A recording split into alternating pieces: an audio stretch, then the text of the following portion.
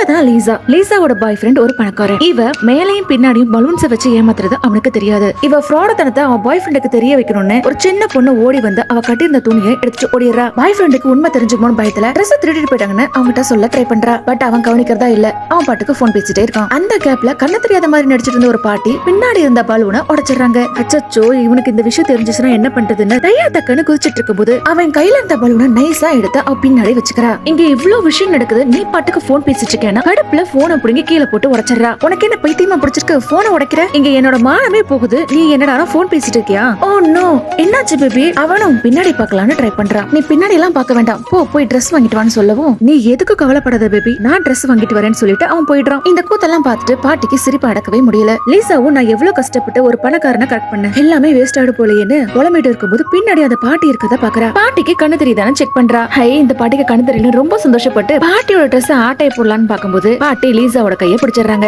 ஆக்சுவலா அந்த பாட்டி லீசாவோட பாட்டி தான். லீசாவோட பாய் ஃப்ரெண்ட் புது ட்ரெஸ் வாங்கிட்டு இந்த ட்ரெஸ் அவளுக்கு கரெக்டா இருக்குமான்னு பாத்துட்டு இருக்கான். அந்த சின்ன பொண்ணு மறுபடியும் வந்து அந்த ட்ரெஸ் புடிக்கிட்டு போய் டஸ்ட்பின்ல போட்டுறா. அவன ஓடி போய் டஸ்ட்பின்ல அந்த ட்ரெஸ் எடுத்து பாக்குறான். அந்த ட்ரெஸ்ல ஒரு சின்ன பேப்பர்ல ஒரு மெசேஜ் எழுதி வச்சிருப்பா. அந்த பொண்ணு, நீங்க பாக்குறதெல்லாம் உண்மை கிடையாதுன்னு எழுதிருக்கு. திரும்பி அந்த சின்ன பொண்ணை பார்த்தா என்ன ஃபாலோ பண்ணுங்கன்னு எழுதிருக்கா. அந்த சின்ன பொண்ணு ஓடி வந்து லீசாவை சுத்திக்கிட்டே நீ மாட்டிக்கிட்டேன்னு சொல்லி கிண்டல் பண்றா. லீசா பாட்டிக்கிட்ட என்னோட பாய் ஃப்ரெண்ட் வர, ப்ளீஸ் என்ன ஹெல்ப் பண்ணுங்கன்னு சொல்லி கெஞ்சிரா. இவ பாய் ஃப்ரெண்ட் வரத பார்த்த லீசா கீழே அந்த கவர் எடுத்து மறைச்சுக்கிறா. லீசாவோட பாய் ஃப்ரெண்டும் அங்க வந்து இந்த ட்ரெஸ் போட்டுக்கோன்னு சொல்லி கொடுக்குறான். நான் இதை வச்சு அட்ஜஸ்ட் பண்ணிக்கிறேன் டார்லிங், போலான்னு சொல்லி ரெண்டு பேரும் போயிட்டு இருக்கும்போது அந்த சின்ன பொண்ணு தடுத்து நிறுத்துறா. எங்க போறீங்க, உங்களுக்கு உண்மை தெரிய வேண்டாமா? இப்ப தெரியும் பாருங்கன்னு சொல்லிட்டு அந்த சின்ன பொண்ணு பாட்டிக்கிட்டு இருந்த ஸ்டிக்கை வாங்கி வச்சுக்கிறா. பாட்டியும் லீசா பின்னாடி வச்சிருந்த பாலை கீழே எடுத்து போட பேதியும் ஸ்டிக்கால பலூனை உடைச்சிடறா. அப்பதான் அவனுக்கு உண்மை தெரியுது, எதுக்காக லீசாவோட பாட்டியும் தங்கச்சி இப்படி பண்ணிருப்பாங்கன்னா இவ ரொம்ப பணப்பேராசா பிடிச்சவ. பாட்டி கஷ்டப்பட்டு சேர்த்து வச்சிருந்த உண்டியில உடைச்சு பணத்தெல்லாம் எடுத்துக்கிறா. பணத்தெல்லாம் எடுக்கிறத பார்த்த பாட்டி அதறி போய் ஓடி வராங்க. நான் கஷ்டப்பட்டு கொஞ்சம் கொஞ்சமா அந்த வீடு கட்டுறதுக்காக சேர்த்து வச்சிருந்த பணத்தை எடுத்துக்கிட்டேன்னு ஃபீல் பண்ணி அழுகுறாங்க. ஆனா லீசா கொஞ்சம் கூட வெக்கமே இல்லாம எனக்கு பணம் தான் முக்கியம், உங்களை மாதிரி நான் கஷ்டப்பட விரும்பல, நீங்க இந்த ஓட்டு வீடுல இருந்து கஷ்டப்படுங்க, என்னால கஷ்டப்பட முடியாதுன்னு சொல்லிட்டு அவ அங்க இருந்து போயிடுறா.